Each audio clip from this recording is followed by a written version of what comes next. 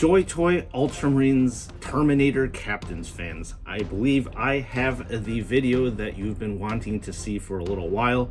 So in this one, we are going to be taking a look at the firstborn Terminator Captain, the Leviathan Captain, as well as another Primaris Captain, which I will refer to as number 2, that was released after the Leviathan Captain. So I hope at the end of this video, if you are strapped for cash but just want one Ultramarines Terminator Captain, you will be able to choose which one that you want the most. So let's take a side-by-side comparison. Let's now take a look at the Terminator Captains that were released for the Ultramarines. They will go in the order of release, which is the firstborn Captain on the left-hand side, the Primaris Captain that was released alongside the Leviathan box, and finally the most recently released Primaris Captain, which going forward I shall refer to as number 2. Obviously, size-wise, the firstborn is comically short when compared to the two Primaris figures. The top of the firstborn Captain's cranium only comes up to the Primaris Captain's chin. Width-wise, it would appear that the firstborn is wider than the other Captains, but it is because this figure lacks the height to balance the bulk. In all reality, these action figures have the same width across their broad, manly shoulders. However, the top of the Primaris Terminators are deeper than the firstborn one, but not by much. Moving on, let's focus on the top of the Terminators, specifically the Icon, Standard, or Iron Halo, or whatever the hell you want to call this particular area.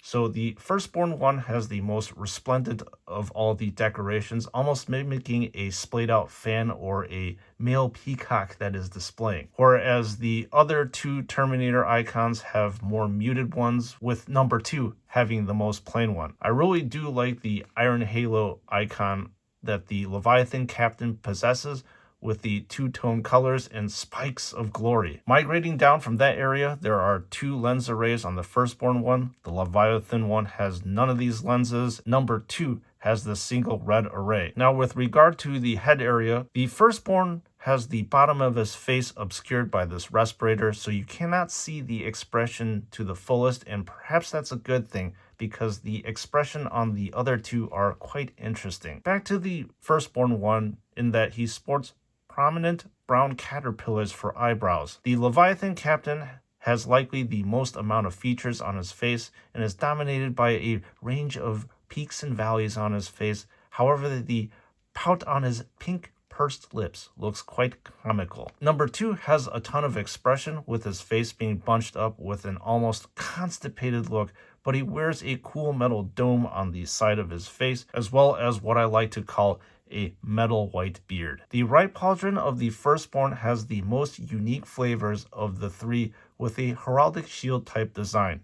There's a very large Ultramarines U that dominates the face of the pauldron. Now, the Leviathan Captain also has some taste because of this heraldic shield type design as well, but shockingly does not have his chapter badge, which I find strange. Finally, number 2 has one that is as tasty as bland oatmeal, with the pauldron face being plain white with an Ultramarines U. The left pauldron is the residence of a Crux Terminatus, in which the Primaris ones have the same exact crux. How these cruxes look, to be honest, are my favorite because they mimic stone so well, and they have been seasoned with more of this lovely dry brushing. In contrast, this firstborn one has an oddly flavored crux skull. The arms in general are one of the most simple parts on the Terminator. They typically look like a long, featureless sausage.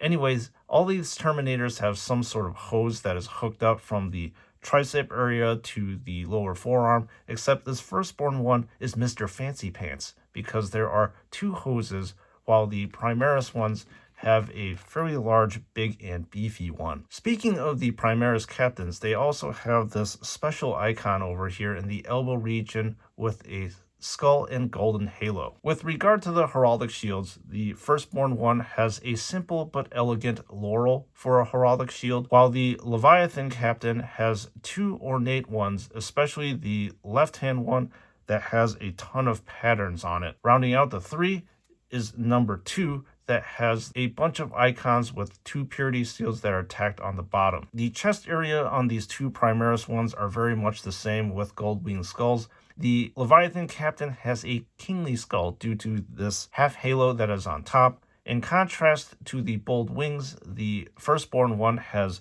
these two thick red cords that obscure a white banner that is behind the cords. The firstborn's waist sports a bunch of tasty seasonings in the form of this functional dagger, has a double aquila for a belt buckle. There's also a presence of a tabard that has a bunch of icons and symbols at the bottom of it, along with a purity seal. The Leviathan Captain, instead of a belt buckle, has decided to convert this gigantic golden skull that has an engraved purity seal dangling down for a fancy belt buckle. And finally, number 2 has this legitimate belt and has an amulet hanging down and sports the tastiest tabard with fantastic embroidery compared to all 3. So the leg area on the firstborn captain is the shortest out of all the Terminators, but there's a lot of decorations that are packed very densely in. So you've got the Ultramarines U, the crux type icon, as well as the wing skull and plaque and silver outlines that really bring out the spice in this captain. To contrast, the Leviathan Captain just has this rather simple presentation with a longer crux and some screen-on writing on the other side. There's also the presence of purity seals here to add a little bit more complexity to the figure. And then to round out all the 3 figures, number 2 has a decently complex display with the crux right here, a heraldic shield icon, as well as a gigantic modified aquila. The back of the Terminators are notoriously boring and look like a faceless desert. So all 3 of them have these vents in the back. Color-wise, the firstborn and number 2 have this metallic vent area, whereas the Leviathan Captain has a completely black vent. So in the middle of this desert is an oasis of red in the form of really nice flowing capes on the firstborn as well as the Leviathan Captain, while the other one apparently does not want to look like a superhero.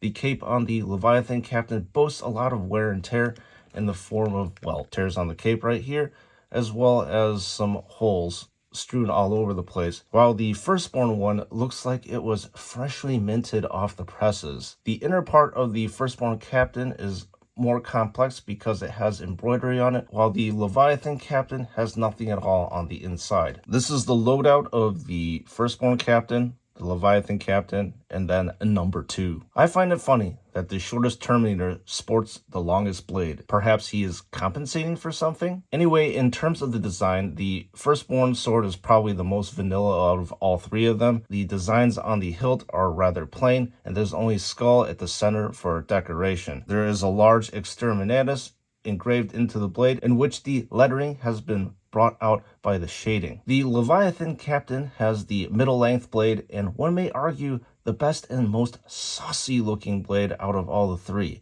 The blade is engraved with Tyrannic and Mortis, but the spice is really brought out by this crowned wing skull that presides over the ornate hilt region. The pommel is topped off by an aurochs skull, and then one may argue that number 2 has the most ornate sword too, with the bandage right here and the hilt that is fairly similar to the Leviathan Captain.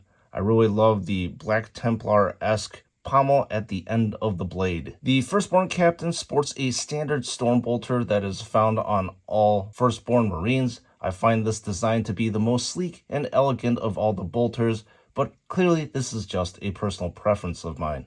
I really like the red casing as well as the gold accents, along with the leather strap that allows the gun to be slung over the shoulder. In contrast to the firstborn one, the Leviathan Captain Storm Bolter is a heavy mass of equipment. Sure, most of the bolter looks the same as the firstborn one, but the starkest contrast is this big, bulky, boxy magazine right here that dominates the bottom half of the bolter.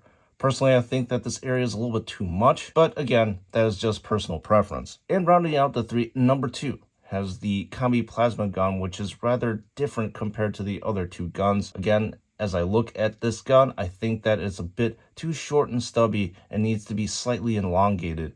It could almost look like it could pass off as a combi pistol due to its size, but I don't know if these weapons actually exist in the 40K universe. And now it is time to close this comparison out. Alright, members of the chapter, I hope I fulfilled the purpose of this video, which is to obviously give you a side-by-side comparison of these 3 Terminator captains that were released by JoyToy. So hopefully by the end of this video you picked out exactly which one that you wanted, in the event that you are actually cash strapped and only can afford one. I'll let you know that obviously go with what you like, but I do actually have a favorite out of all three of them. And in all honesty, I think my favorite is the Leviathan Captain over here, just because he seems to have the most spice, the most flavor out of all three of these action figures here. Regardless, if you want to buy one of these action figures or even all three of them, please click in the link in the description below, or you will be brought to David Toys. And before you check out,